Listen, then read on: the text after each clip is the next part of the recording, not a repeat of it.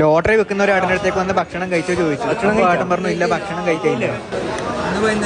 വൈകുന്നേരം വീട്ടിൽ പോയി ചായ കുടിച്ചാലോ?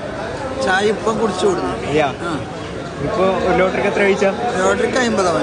50 ഒന്നിന് 50. ഇത് മൊത്തം വിറ്റേട്ടന് വീട്ടിൽ പോകാൻ കഴിയാ? വീട്ടിൽ പോകാൻ പക്ഷേ എനിക്ക് ബസ് 2 മണിക്കാണ് ബസ്. അത് കിട്ടാൻ സാധ്യതയുണ്ട്. 2 മണി അങ്ങനെ ആയില്ല. ഇത് മൊത്തം വിറ്റ് കഴിഞ്ഞാൽ വീട്ടിൽ പോകാൻ പറ്റുമോ? എത്ര പൈസ ഉണ്ടാവും മൊത്തം?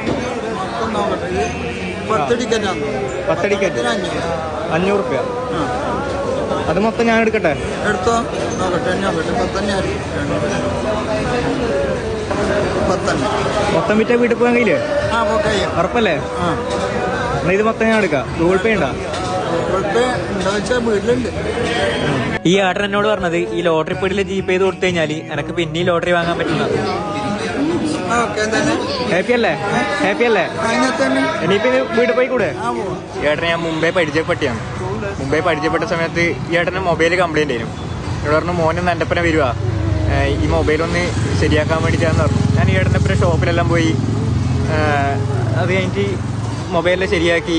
ഈ ഏട്ടൻ്റെ ഒരു സംസാര രീതി, അതുപോലെ ആൾക്കാരോടുള്ള പെരുമാറ്റം എല്ലാം കണ്ട് എനിക്കെന്തോ വല്ലാതൊരു ഇഷ്ടം തോന്നി. അപ്പോൾ ഇന്ന് എനിക്കിങ്ങനെ ചെയ്യാൻ വേണ്ടിയിട്ട് ഒരവസരം കിട്ടി. ഒരുപാട് സന്തോഷം.